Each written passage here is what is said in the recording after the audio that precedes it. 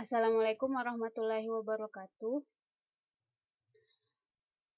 dan selamat malam. Alhamdulillahirabbil alamin, puji syukur kita panjatkan kehadirat Allah Subhanahu wa taala karena pada malam hari ini kita masih bisa diberi kesempatan diberi kesehatan untuk bisa berkumpul dalam kelas pada malam ini, kelas ekonomi yang insya Allah akan berjalan sekitar 80 menit ke depan. Sebelum memulai pelajaran, marilah kita bersama-sama mengucapkan basmalah bersama-sama. Bismillahirrahmanirrahim. Boleh tahu di sini ada yang non Muslim enggak sih?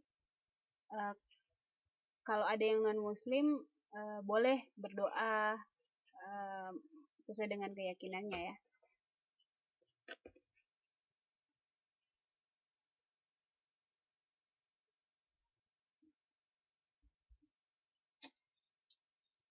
Oke, sebelumnya saya mau menyapa selamat malam Mbak Bintang, Mbak Nona, Mbak Afu, Pak Atun, Mbak Anaifa, Mbak Maya, dan Mbak Dewi. Gimana hari ini? Sudah merasakan dinginkah? Atau udah dari dulu ya kayaknya? Udah dari beberapa hari yang lalu.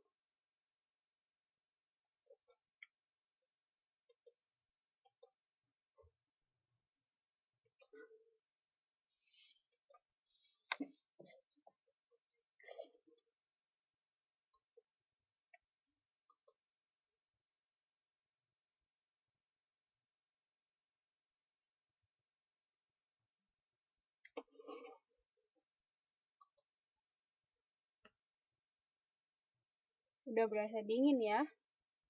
Ya berarti tandanya winternya udah ini ya.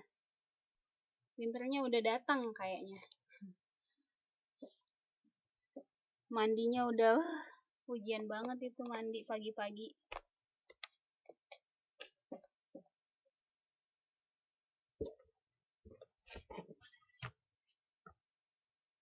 Anginnya udah dingin banget.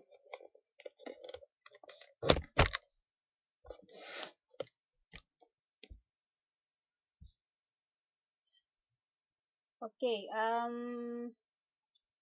pada malam hari ini saya akan membahas mengenai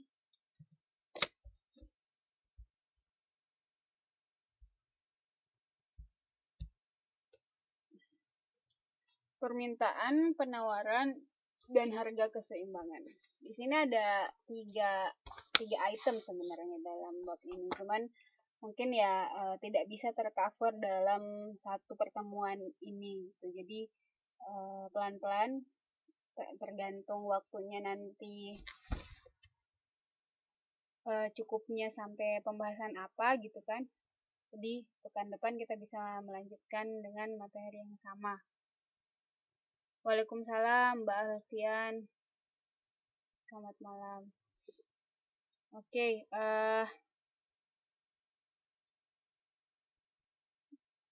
kalau kita melihat dari judul ini, kata-kata permintaan dan penawaran itu udah familiar banget ya di kehidupan kita sehari-hari. Ketika misalnya berhubungan dengan ininya kita, berhubungan dengan kegiatan kita misalnya dalam jual beli atau ingin memenuhi kebutuhan terhadap suatu barang atau justru kita yang menyediakan barang pemenuh kebutuhan untuk orang-orang gitu.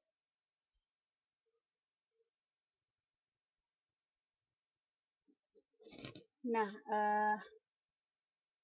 pada kesempatan kali ini mungkin saya akan menjelaskan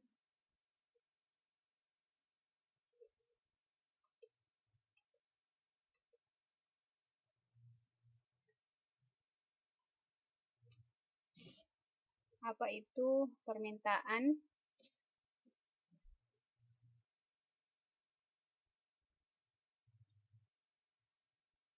Nah, peta konsepnya di sini mengenai permintaan, penawaran, dan harga keseimbangan. Permintaan dan penawaran, hal ini terdiri dari pembeli dan penjual. Jadi, kegiatan ini atau istilah-istilah ini akan familiar pada pihak pembeli dan penjual. Nah, pembeli melakukan permintaannya di mana? Di pasar. Kemudian penjual pun melakukan penawaran atau menawarkan barangnya di pasar. Nah, di pasar terjadilah harga keseimbangan. Apa itu harga keseimbangan? Nanti kita bahas secara rinci di pertemuan selanjutnya. Jadi kita lihat di sini adalah ada pelaku, ada kegiatan, dan dilakukan di mana, apa yang dihasilkan gitu. Ketika misalnya pembeli melakukan permintaan barang, tempatnya di mana, penjual pun melakukan penawaran, tempatnya sama, yaitu di pasar, terjadilah harga keseimbangan, itu harga kesepakatan antara pembeli dan penjual. Apa itu permintaan? Oke, permintaan itu, atau biasa bahasa kerennya ya, bahasa Inggrisnya kita kenal dengan istilah demand, adalah jumlah suatu barang dan jasa yang dibeli oleh para konsumen pada berbagai kemungkinan tingkat harga yang berlaku pada waktu tertentu dan tempat tertentu. Jadi, yang kita patut garis bawahi di sini adalah jumlah barang yang dibeli konsumen pada tingkat, waktu, dan harga tertentu. Gitu ya. Jadi kata kuncinya jumlah barang yang dibeli oleh konsumen pada tingkat harga, waktu, dan tempat tertentu. Malam Mbak Ari, monggo, nggak apa-apa.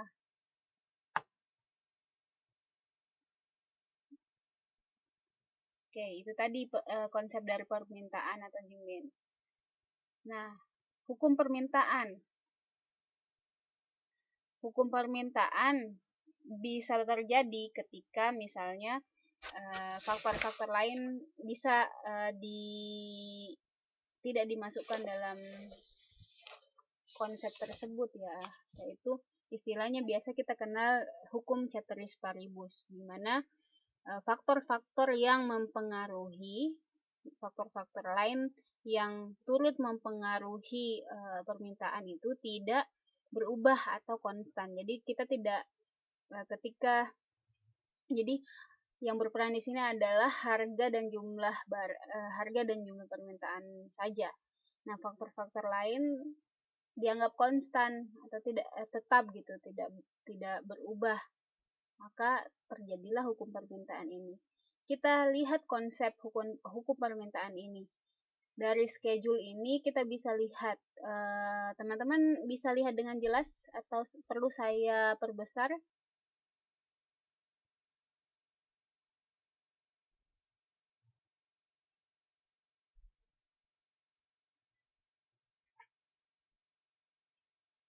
Gimana teman-teman? Perlukah saya perbesar? Oh, jelas ya. Oke, nah di sini kita bisa lihat ya. Di sini ada contoh bagaimana permintaan terhadap cabai merah. Di sini ada situasi A dan sampai F, di mana ada varian harga dan varian permintaan per kilo, berapa per kilo cabai ya. Nah, ketika kita lihat di sini ada range harga dari harga 5.000 sampai 15.000. Kita lihat kita bisa simpulkan adalah semakin kecil atau semakin rendah harganya, semakin banyak permintaan. Sebaliknya, semakin tinggi harga barang, semakin sedikit permintaan. kita lihat ya 5.000. Ketika harga cabai per kilo adalah 5.000, permintaan adalah 8 kilo. Kemudian harganya 7.000, permintaannya 7, berkurang ya. Dan permintaannya 9.000, harganya harganya 9.000, permintaannya 6.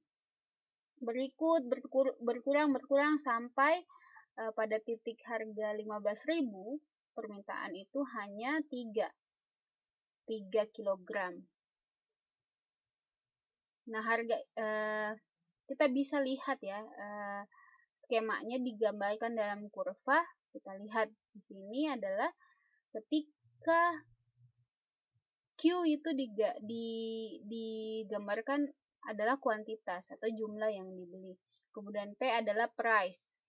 Nah, di sini kita lihat harga 5.000, permintaan 8. Kuantitinya 8. Terus harganya 7.000, permintaannya 7. Berikutnya sampai ke atas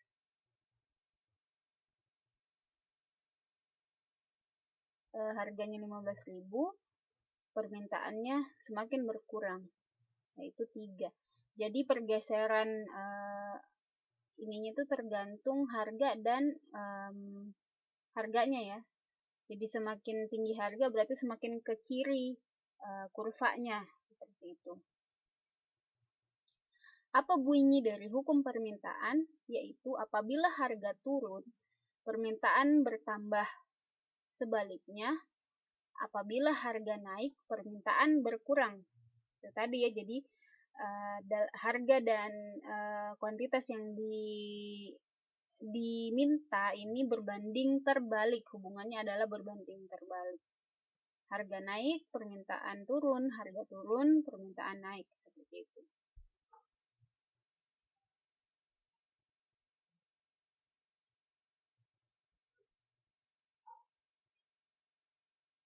Sampai sini ada yang mau ditanyakan?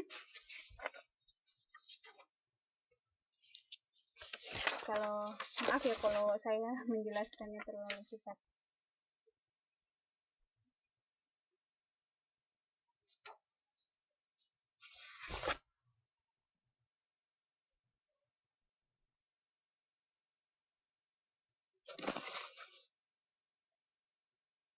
Selamat malam Mbak Sumarni.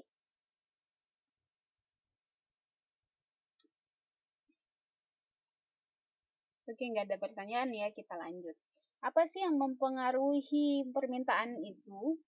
Pertama, ternyata ada beberapa yang mempengaruhi. Yaitu pertama kita lihat dari penghasilan konsumen. Sangat jelas gitu ya.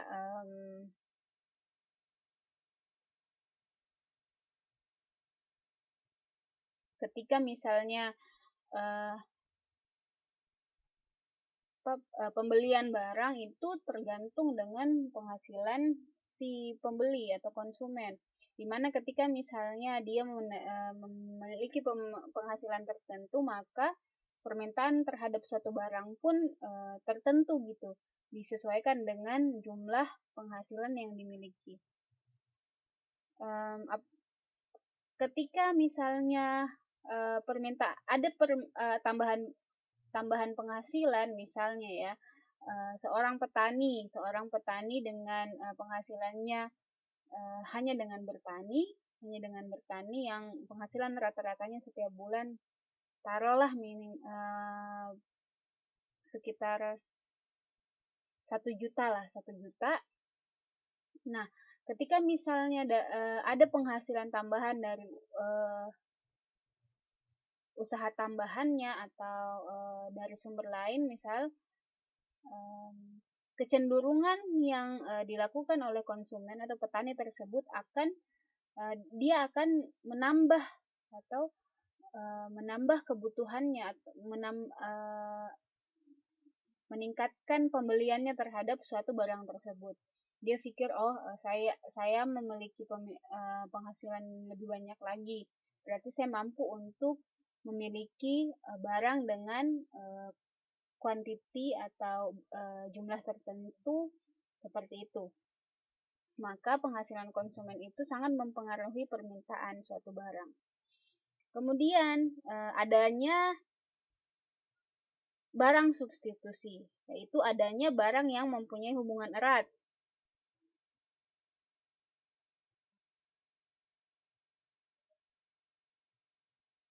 Misalnya, ketika barang substitusi kan kita sudah bahas ya di pertemuan 1, di bab 1, kita membahas mengenai barang substitusi, ada barang pengganti.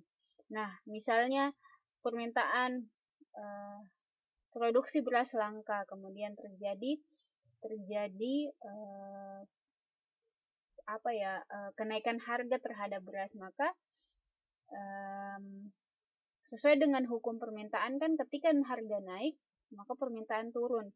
Nah, untuk menyiasati maka konsumen mencari barang substitusinya atau barang penggantinya seperti jagung, telo atau ubi gitu kan, kentang, untuk mengganti kebutuhan akan beras itu tadi yang harganya melonjak tinggi. Jadi hal itu juga bisa mempengaruhi permintaan terhadap suatu barang. Seperti itu.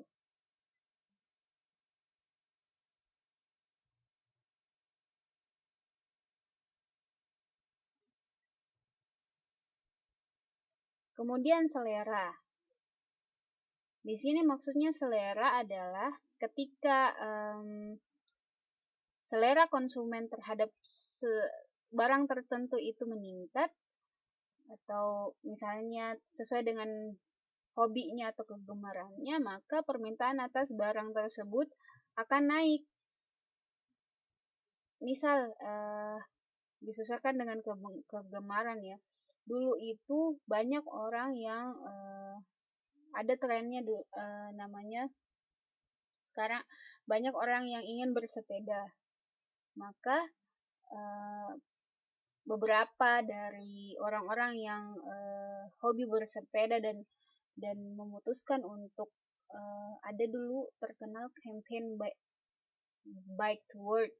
Jadi mereka tuh ada kalangan tertentu itu yang memiliki hobi bersepeda dan mungkin ada campaign atau penyampaian atau ada visi di balik apa yang dia lakukan. Maka mereka-mereka ini yang tergabung dalam kelompok tertentu itu memutuskan untuk bike to work. Jadi berusaha memilih sepeda sebagai kendaraannya untuk berangkat bekerja.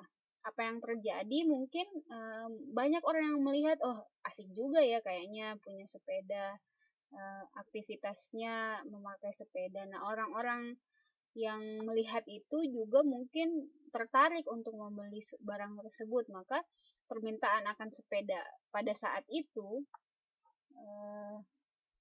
bertambah. Ada juga anak gaul nih, dulu zaman-zamannya gaul ini ya, ingat nggak sepeda fiksi, sepeda fiksi lah waktu itu. Pas saya zaman kuliah itu, sepeda fiksi itu sangat terkenal.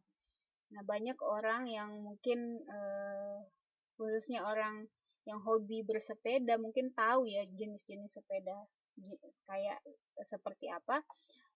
Ketika booming sepeda fiksi, banyak orang yang memilih sepeda tersebut gitu. Karena mungkin dari modelnya simple dan atau bagian-bagian tertentunya yang unik gitu. Nah, itu tergantung selera. Kemudian ada namanya faktor non-teknis. Faktor non-teknis ini terdiri dari tradisi dan mode. Apa itu faktor non-teknis? Maksudnya adalah salah satu contohnya adalah ketika jumlah penduduk bertambah dan diikuti dengan semakin besarnya kesempatan para masyarakat mendapat pekerjaan, maka semakin banyak orang menerima penghasilan. Nah, pada saat itu ya mungkin permintaan akan barang tertentu pun berpengaruh gitu.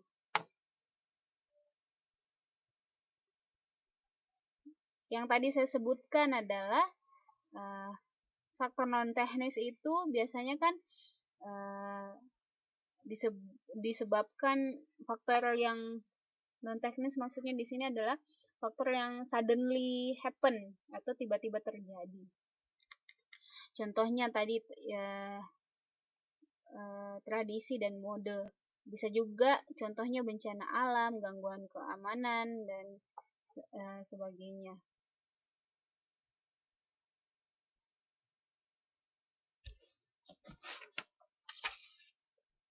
Kemudian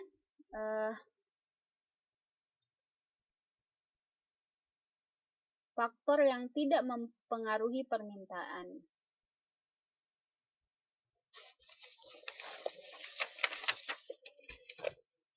Ya tadi ya, ternyata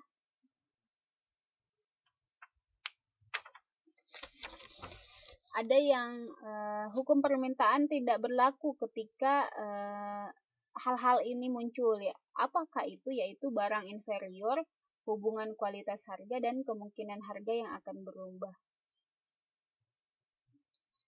Barang inferior di sini maksudnya barang yang apabila harganya turun, maka jumlahnya akan semakin sedikit diminta oleh konsumen dan sebaliknya.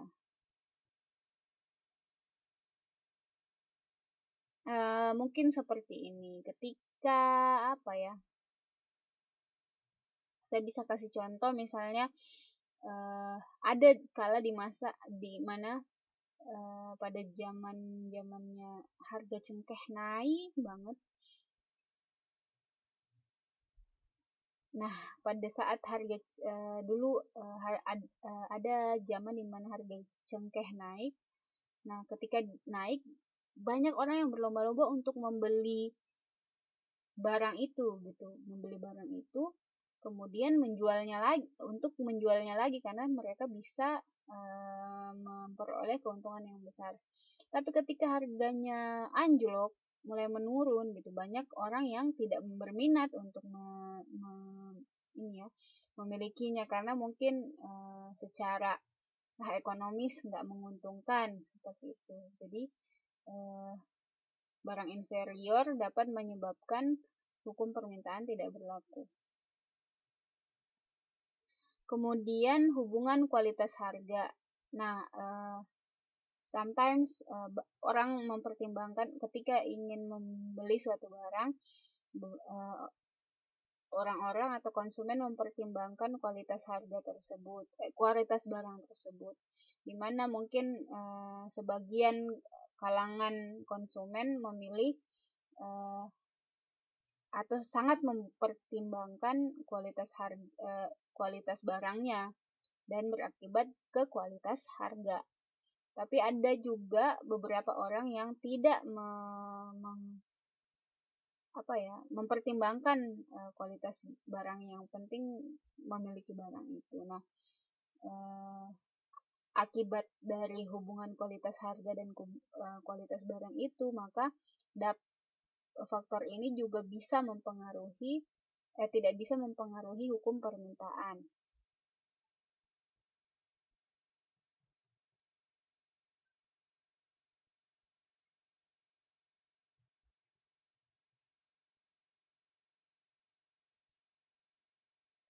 Kemungkinan harga akan berubah. Misalnya di sini adalah ketika misalnya inflasi, harga naik, tetapi masyarakat masih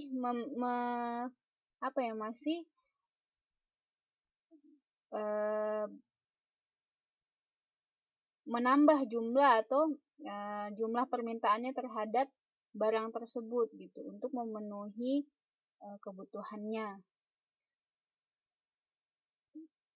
Mereka mempertimbangkan walaupun harganya naik, dia tetap menyetok atau membeli barang tersebut karena mereka berpikir bahwa suatu saat harga barang tersebut ini akan naik terus gitu, maka dia istilahnya kayak nyetok barang tersebut.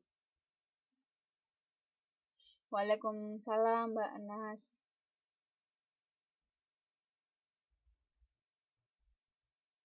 Oke. Selanjutnya ada yang mau ditanyakan nih sebelum saya lanjut?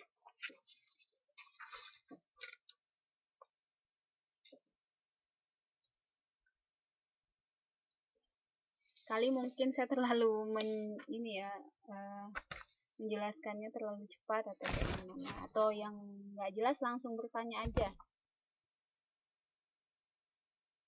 Malam Mbak Desti, ya nggak apa-apa.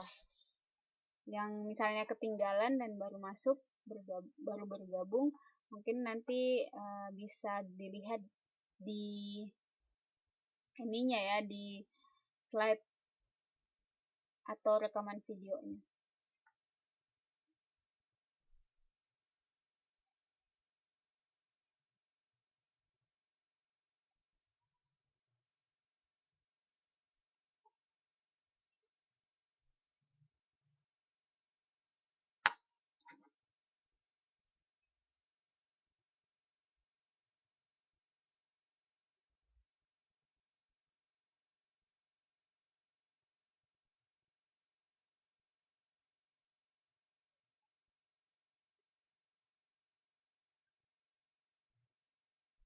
Lalu teman-teman ada yang ditanyakan atau gimana? Atau pada tidur semua karena saya dongengkan? Nih ibu nih ngomongnya nggak berhenti-henti nih.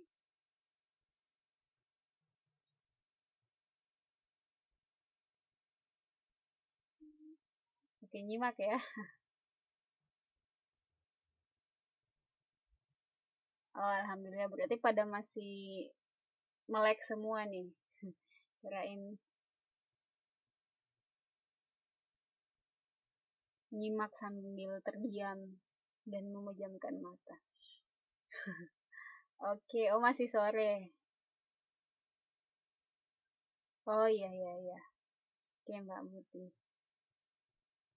Kalau misalnya penjelasan saya kurang jelas atau terlalu cepat, monggo ya langsung di ini aja, gitu di interrupt aja.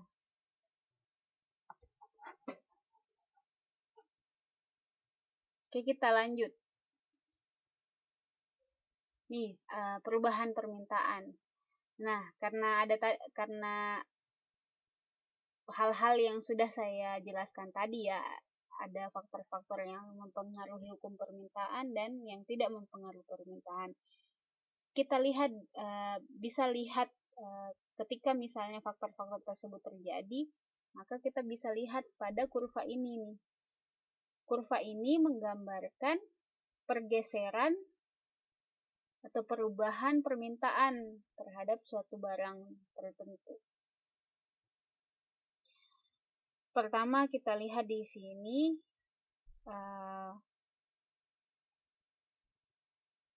dari DX, permintaan barang X ke permintaan barang D1.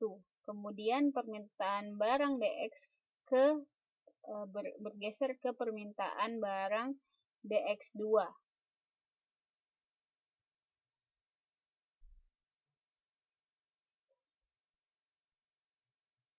Kita lihat di sini bahwa perubahan antara DX ke DX1 mengindikasikan bahwa terjadi penurunan permintaan.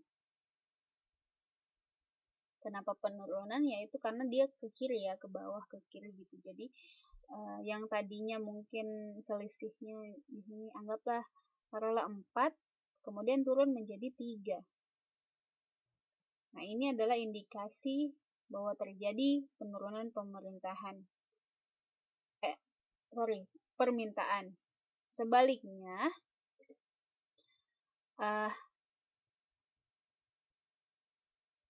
pergeseran antara DX ke DX2 itu menandakan bahwa terjadi peningkatan permintaan. di mana posisinya DX ini di tengah, kemudian naik ke atas, yang menandakan permintaan terhadap suatu barang tertentu mengalami kenaikan.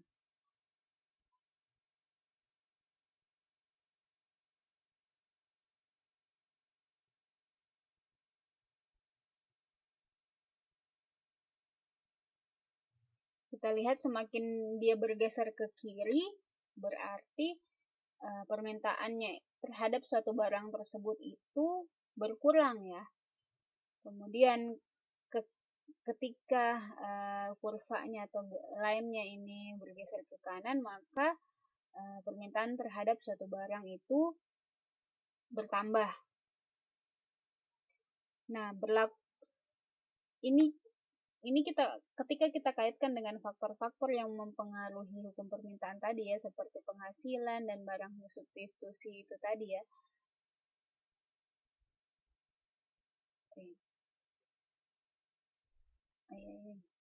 Penghasilan, barang substitusi, selera, dan faktor non-ekonomis. Misalnya, ketika pergeseran ke kiri ini bisa ditandai dengan penurunan pendapatan. Ketika misalnya suatu konsumen terjadi atau pendapatannya menurun, maka akan menyebabkan permintaan pada barang tersebut itu menurun.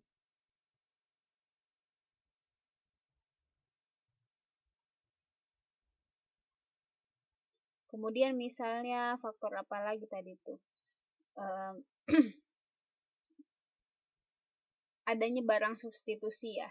Adanya barang substitusi di mana ketika misalnya harga barang tersebut naik, kemudian permintaannya kan menurun.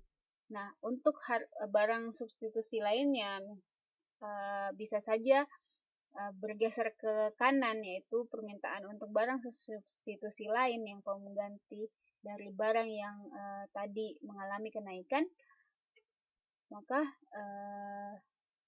digambarkan di DX2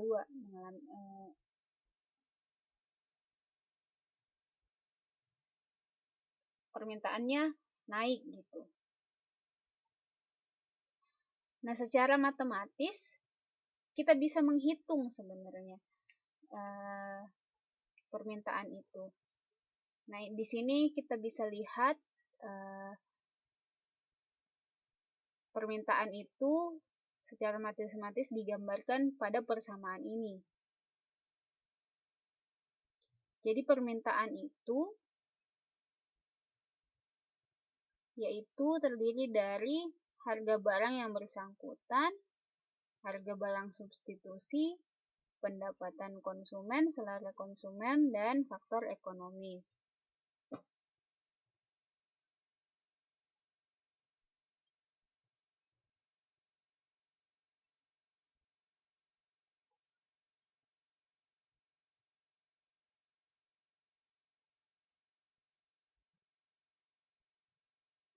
Seperti itu.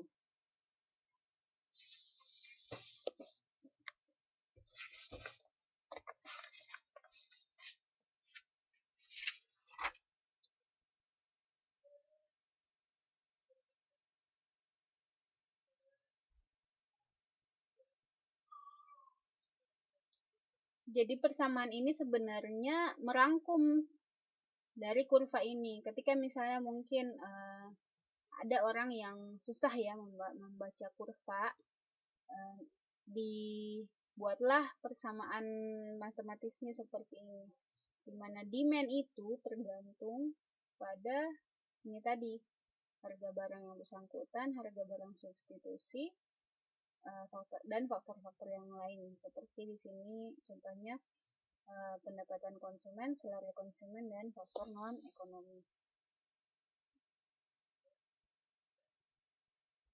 Oke, itu tadi ya permintaan.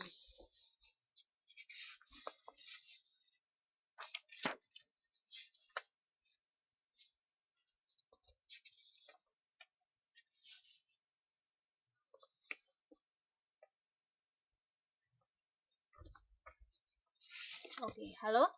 Oh, suara saya kecil ya? Gimana sekarang? Suara saya masih kecil atau gimana?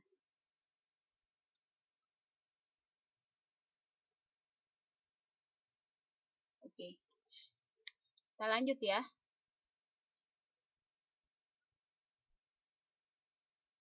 Kemudian penawaran atau bahasa kerennya, bahasa Inggrisnya itu supply. Apa itu penawaran? Yaitu jumlah barang dan jasa yang tersedia untuk dijual pada tingkat harga, tempat, dan waktu tertentu. Kata kuncinya, jumlah barang atau jasa yang disediakan untuk dijual ya, kata kuncinya berarti ada 3, jumlah barang dijual pada tingkat harga, tempat, dan waktu tertentu.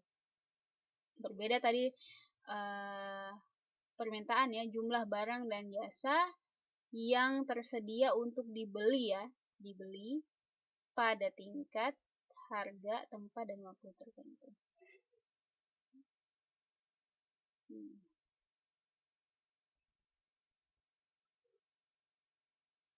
Nah, skema penawaran nih. Kita bisa lihat di sini contohnya skema penawaran. Ada beberapa range harga dari harga yang terkecil sampai terbesar, dari harga 4.000 sampai harga 6.500. Kemudian jumlah yang dibeli atau kuantitinya. Kebetulan contohnya di sini schedule penawaran beras, jadi berkaitan dengan harga beras. Kita lihat di sini ketika harga barangnya 4.000, permintaannya 100. 4.500, permintaannya 300. Sampai 6.500, permintaannya 1.100. Kesimpulannya adalah semakin tinggi harga, semakin besar pula barang atau kuantitas yang ditawarkan, yang ingin dijual ya. Tadi dari kata kunci dari apa itu penawaran. Jadi semakin besar harganya, maka semakin besar kuantitas yang ditawarkan.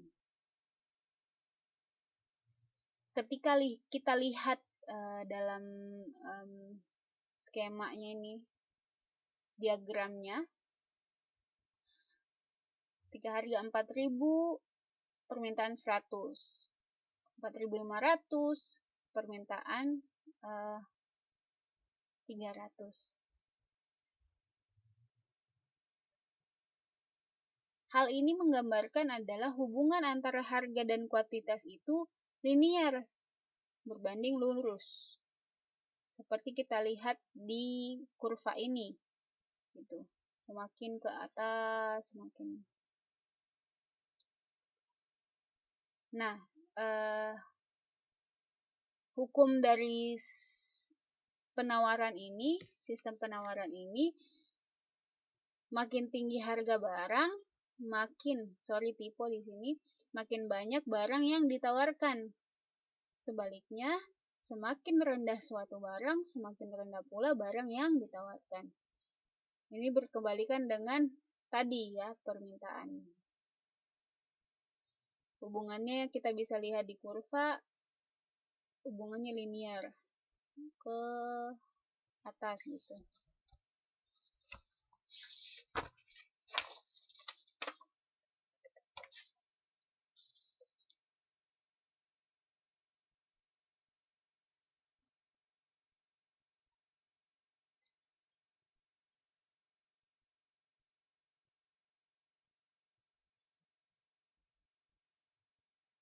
Kita lihat ya pergeserannya kurva penawaran dari titik ini berarti kiri ya, semakin ke kanan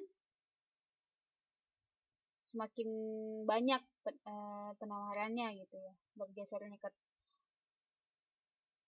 Kalau misalnya dia bergeser ke kanan berarti penawarannya meningkat. bergeser ke kiri, penawarannya menurun.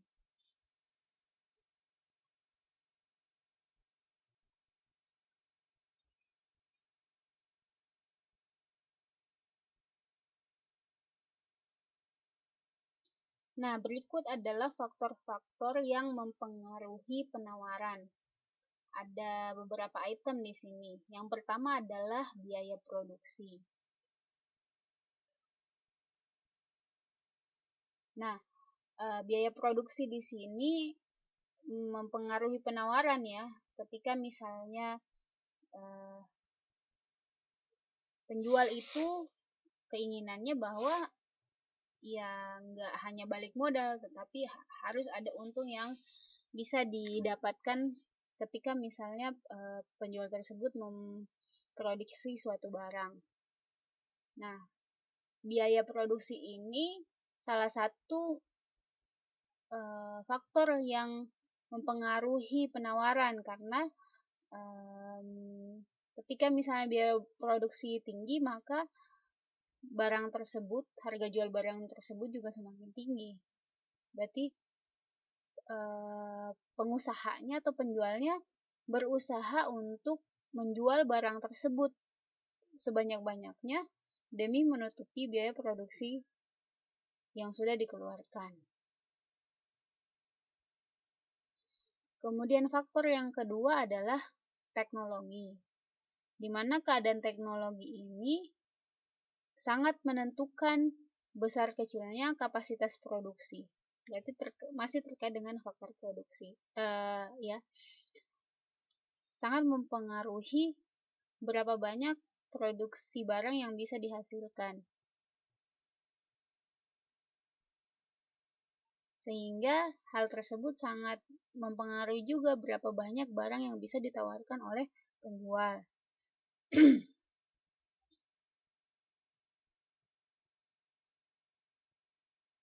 Kemudian harapan keuntungan.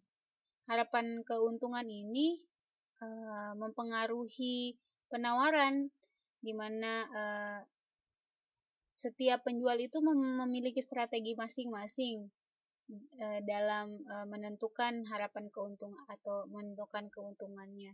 Terus cara jualnya pun seperti apa gitu. Ada misalnya penjual yang ingin menjual barangnya, penjualan barangnya banyak gitu kan, ingin lakunya banyak, nggak apa-apa laku banyak, nggak apa-apa keuntungan yang diperoleh itu sedikit tapi lakunya banyak. Ada orang yang mungkin penjualnya sudah mematok harga, oh saya mematok harga keuntungan harus beberapa persen dari biaya produksinya atau biaya modalnya gitu. Jadi itu merupakan salah satu faktor yang mempengaruhi penawaran.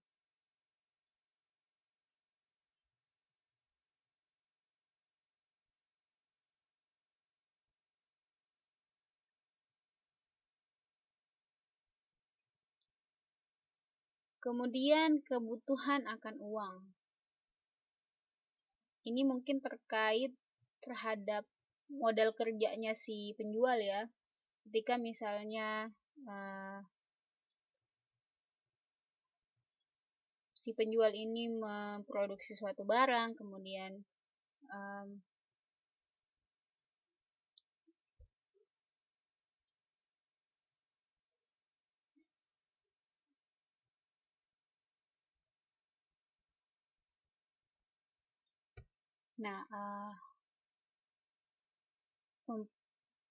ketika misalnya, saya ulangi, ketika misalnya penjual ingin membuat suatu barang, mereka membutuhkan faktor-faktor produksi, salah satunya modal atau modal uang. Modal uang ini berpengaruh terhadap barang yang dihasilkan. Kenapa?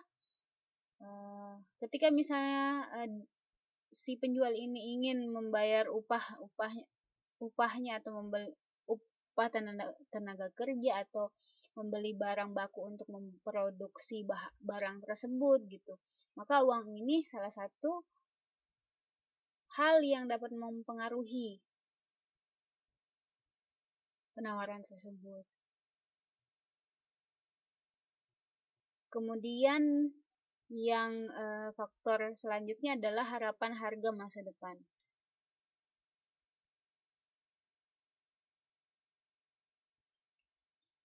Nah, ada tipikal penjual nih, misalnya mungkin istilahnya dia memanfaatkan waktu.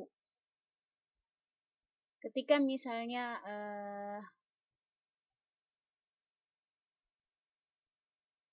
pada masa-masa di mana harga barang tertentu itu naik, dia keep barang tersebut dan berharap atau di dalam pemikiran penjual tersebut bahwa barang yang dia keep itu atau disimpan itu suatu saat nanti akan lebih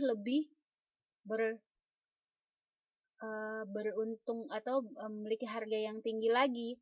Maka si penjual itu mengkeep barang tersebut, dimana untuk mendapatkan keuntungan yang lebih besar. Terus kemudian faktor terakhir yaitu tujuan tertentu. Nah, biasanya di sini ada tujuan-tujuan tertentu yang dilakukan si penjual. Di ininya dijelaskan bahwa hal tersebut maksudnya di sini tujuan-tujuan tertentu itu merupakan kebijaksanaan yang harus dipatuhi oleh pengusaha pada suatu negara, atau pengusaha secara individu atau pengusaha secara kelompok atau negara sebagai pengusaha. Apa yang terkait dalam tujuan-tujuan tertentu ini, keadaan di mana istilahnya itu ada namanya politik dumping. Apa itu politik dumping? Di sini dijelaskan bahwa politik dumping itu adalah politik atau kebijakan yang dilakukan dengan jalan menjual produk di luar negeri lebih murah daripada di dalam negeri. Nah, biasanya ada kebijakan-kebijakan tertentu yang ditentukan oleh seorang pengusaha. Nah, salah satunya politik dumping itu tadi. Apa tujuan dari politik dumping ini? Adalah untuk menarik atau merebut pasar internasional. Jadi, misalnya ketika suatu negara Indonesia mengekspor barangnya ke negara-negara lain dengan harga jual mungkin lebih rendah dibanding harga di dalam negeri, atau misalnya harga tersebut lebih murah dibanding, lebih terjangkau dibanding negara penawaran dari harga barang dari negara lain. Maka tujuannya yaitu untuk menarik konsumen dari dari negara tersebut. Jadi ada tujuannya gitu.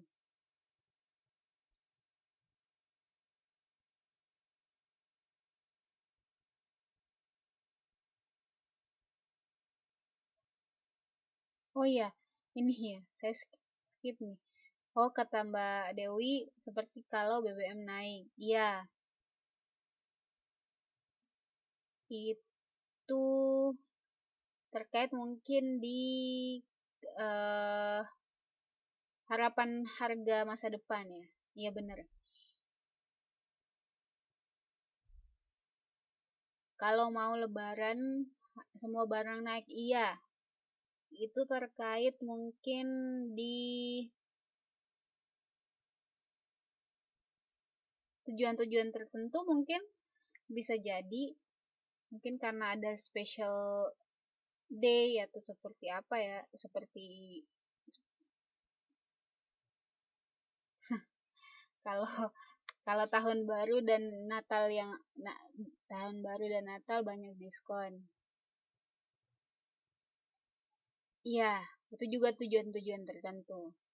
bisa dikategorikan. Kenapa? Mungkin politik dalam si penjual itu karena Natal dan tahun baru di akhir tahun ya, berarti di akhir tahun mungkin ingin mengeluarkan new season atau produk baru, mungkin dengan memberikan kebijakan diskon tertentu terhadap barang tersebut, ya akan menghabiskan stok lama dan mengeluarkan stok baru. Bisa jadi masuk dalam kategori faktor-faktor yang mempengaruhi penawaran.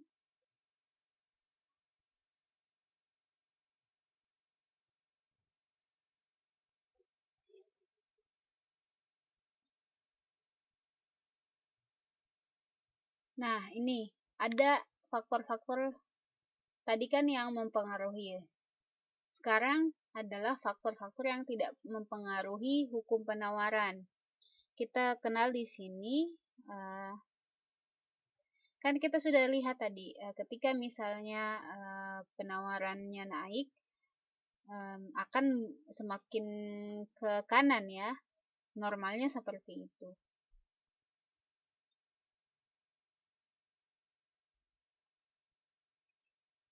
Ini kita lihat di sini. Normalnya kurva penawaran adalah seperti ini. Semakin tinggi barang, semakin banyak barang yang ditawarkan. Semakin tinggi harga barang, semakin banyak harga. Belibet ya. Sorry. Semakin tinggi harga barang, semakin besar kuantitas atau barang yang ditawarkan. Nah, kita lihat pergeserannya berarti dia bergeser dari kiri ke bawah ke kanan atas. Nah, ketika terjadi atau di sini adalah hal-hal yang tidak mempengaruhi hukum penawaran, kita bisa lihat yaitu terjadinya kurva penawaran vertikal. Kita bisa lihat di sini ya, vertikal. Penawarannya nggak ke atas, semakin ke atas, tapi tetap aja berbentuk seperti ini. Apa maksudnya? Ini menunjukkan berapapun harga barang tidak mempengaruhi barang yang ditawarkan atau jumlah barang yang ditawarkan. Jumlah barang yang ditawarkan tetap walaupun harganya itu berubah-ubah dari yang dari yang rendah semakin ke yang tinggi gitu.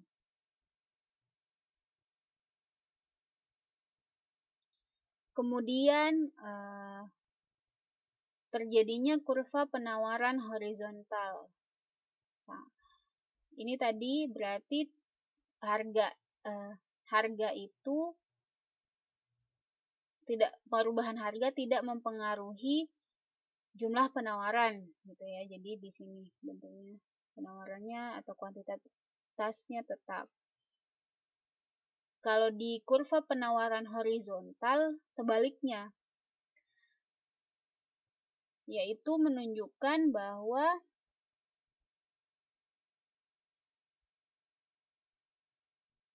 barang yang ditawarkan itu, kuantitas barang yang ditawarkan itu tidak berpengaruh terhadap harga. Jadi harganya statis, yang bergerak adalah kuantitasnya atau jumlah yang ditawarkannya.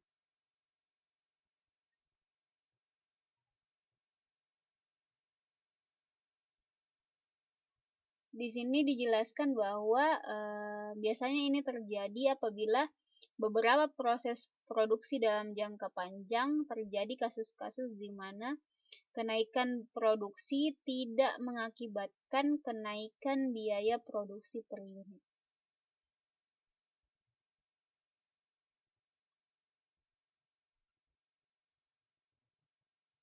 Seperti itu.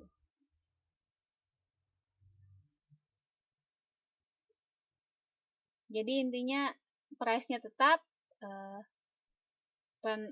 permintaannya atau kuantitasnya yang berubah. Kemudian faktor yang ketiga adalah terjadinya kurva penawaran lengkung balik. Apa itu?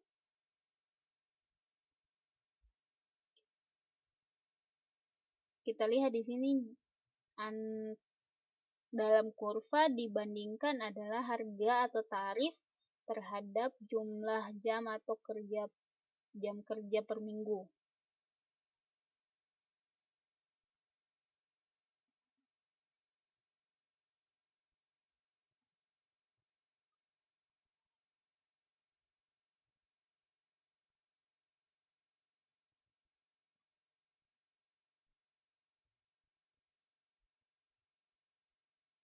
Misalnya di sini adalah kurva penawaran tenaga kerja yang berbentuk melengkung terbalik. Ini maksudnya adalah ini terjadi karena ketika mencapai tingkat upah tertentu, kita lihat di sini upah tertentu, penawaran tenaga kerja justru menurun bila upah naik.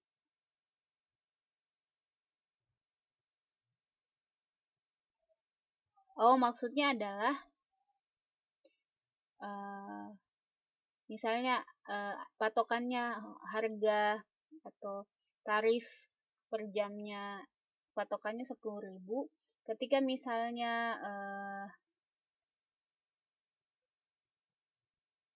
terjadi kenaikan tarif upah, maka permintaan akan tenaga kerja itu menurun karena mungkin disebabkan kemampuan untuk membayar tenaga kerjanya kan berkurang ya. Jadi hal ini tidak mempengaruhi hukum penawaran.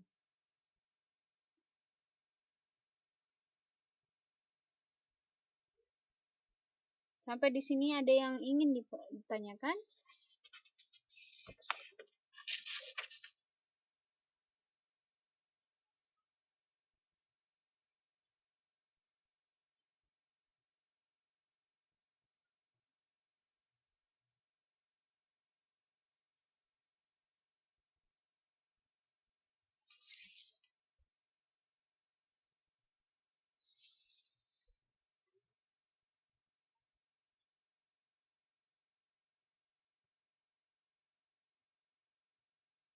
Kurva penawaran lengkung balik belum paham. Oke ya, saya cari ininya. Mana ya menjelaskannya dengan ini.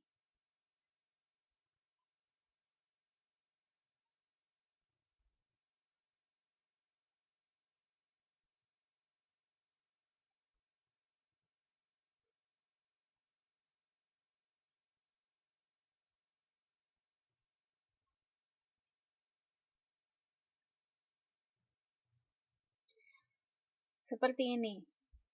Kita lihat ya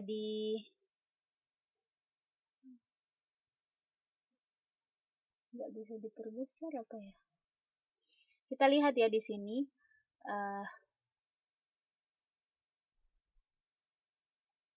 Ketika misalnya harga upahnya itu 10.000,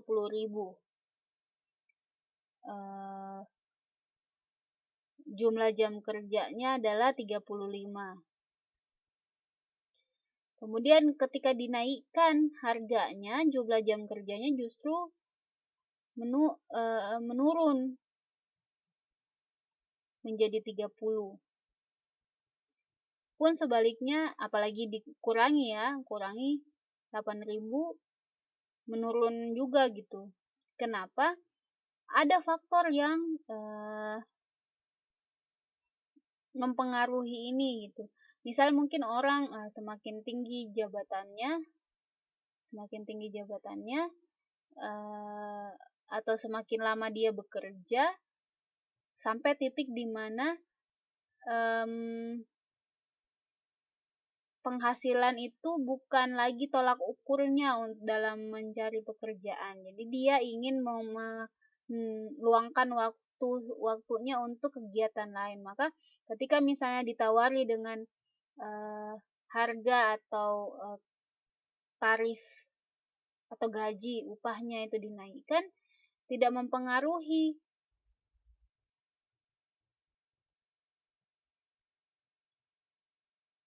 jumlah jam kerjanya gitu. Dia tidak minta oke deh,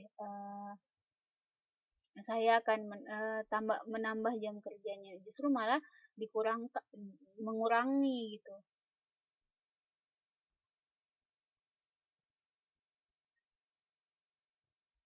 Kan misalnya ada posisi dalam ini ya, dalam taruhlah misalnya level direktur kan udah tinggi kan, udah tinggi tarif ininya atau gajinya, jumlah kerjanya itu ya semakin berkurang karena dia bisa menyerahkan pekerjaannya itu ke anak-anak buahnya, dan dia lebih memilih untuk menikmati atau ya menikmati waktu-waktunya dalam kegiatan tertentu. Gimana Mbak Dewi?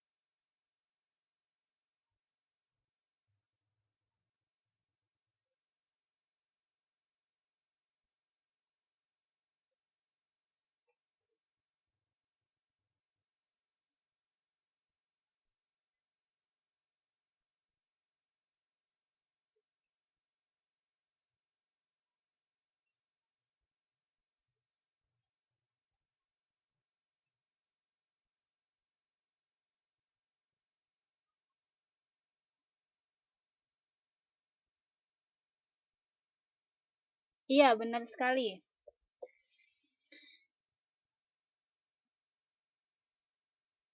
Iya pun sebaliknya, misalnya ada orang yang jumlah jam kerjanya itu tidak ini ya, maksudnya bukan karena apa? Bukan karena disebabkan karena gajinya, tapi loyalitasnya terhadap pekerjaannya gitu. Jadi walaupun uangnya atau eh, penghasilannya dari pekerjaan tersebut segitu-segitu aja, tapi karena dia loyal dengan kerjaannya, ya itu tidak mempengaruhi jam kerjanya, tetap misalnya di 35 jam atau bahkan mungkin lebih memilih untuk bekerja, menghabiskan waktunya dengan kerjaannya. Ya, benar.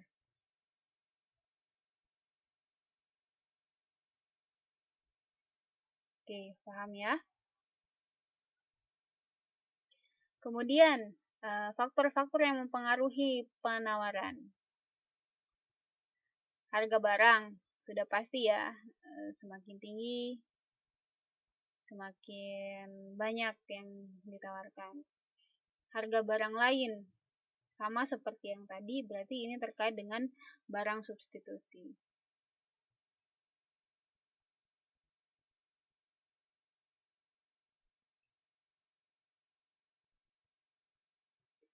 Kemudian biaya produksi.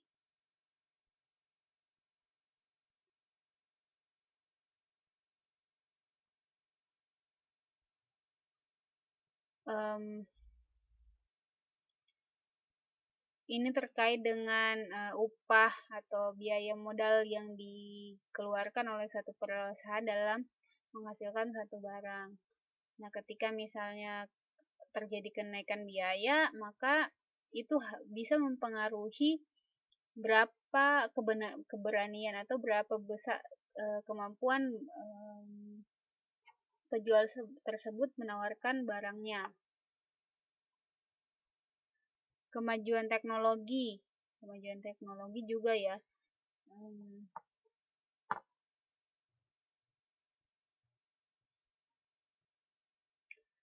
ketika misalnya akibat dari kemajuan teknologi ini, perusahaan atau penjual menemukan cara atau mesin yang bisa menghasilkan barang yang banyak dengan biaya produksinya berkurang, maka mungkin itu mempengaruhi kemampuan suatu perusahaan dalam mengeluarkan atau menawarkan barang kepada konsumennya. Nah, untuk melihat hubungannya seperti tadi yang permintaan ya. Di sini penawaran pun hubungannya seperti ini. Kita lihat penawaran itu atau jumlah barang yang ditawarkan itu sangat tergantung dengan barang yang bersangkutan, harga barang lain, teknologi, dan biaya produksi. X itu adalah simbol dari harga barang yang bersangkutan, Y itu adalah harga barang lain, Z itu biaya produksi, kemudian T adalah teknologi.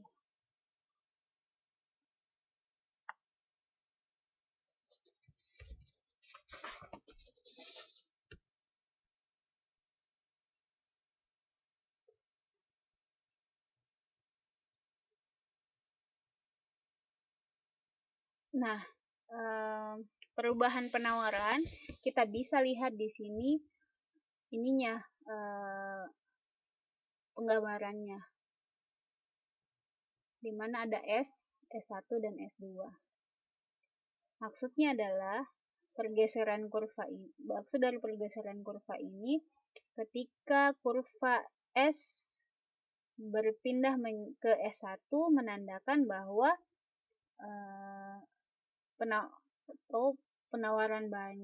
penawarannya itu semakin meningkat. Ketika S berpindah ke S2, maka penawarannya itu menurun. Atau penawarannya berkurang.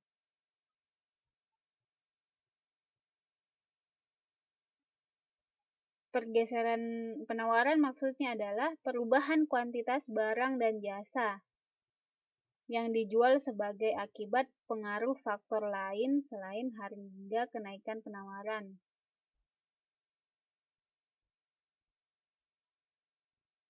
Jadi ini ya, jadi semakin ke kanan penawaran semakin meningkat, semakin ke kiri penawaran semakin menurun. Itu kesimpulannya.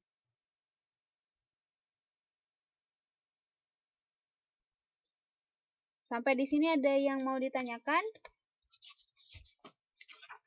Saya mau menjelaskan harga keseimbangan, tapi kita keep untuk pekan depan aja.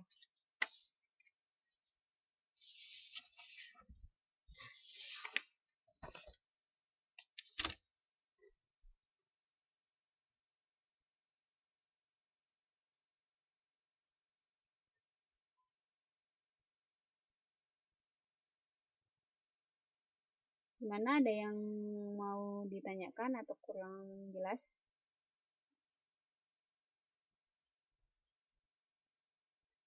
Ya,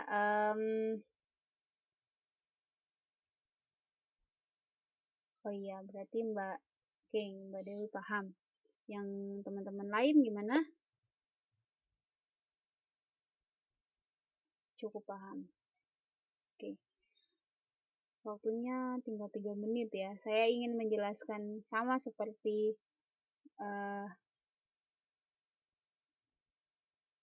penjelasan saya pada kelas bahasa Indonesia. Insya Allah pekan depan kita akan mengadakan meet ya. Ujiannya pun sama, nanti sistemnya ya tetap masuk kelas untuk mendengarkan instruksi dari saya. Untuk soalnya gitu kan, nanti teknisnya akan dikabarin. Terus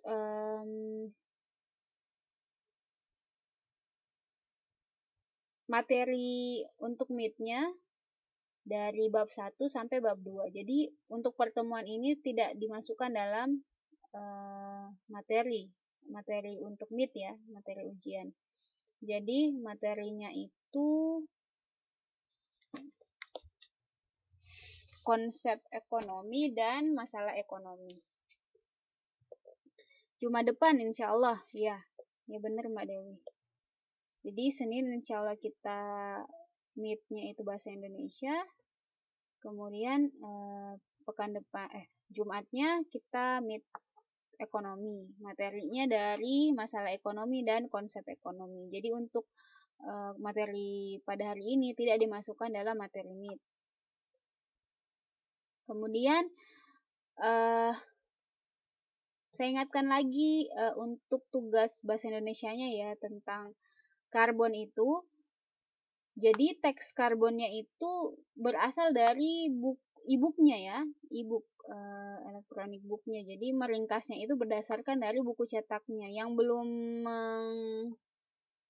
mendownload boleh dibuka di grupnya, ada semua kok di situ.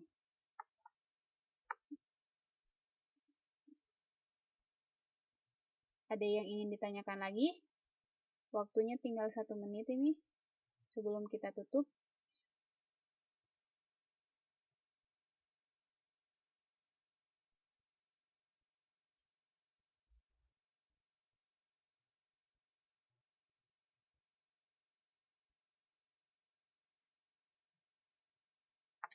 Gimana teman-teman?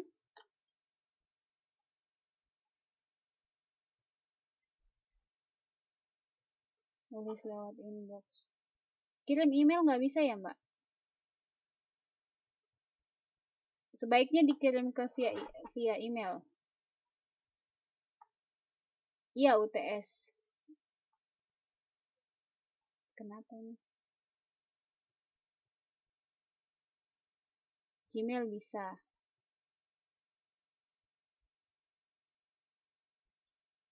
Tinggal 28 detik lagi. Oke, nggak ada ya.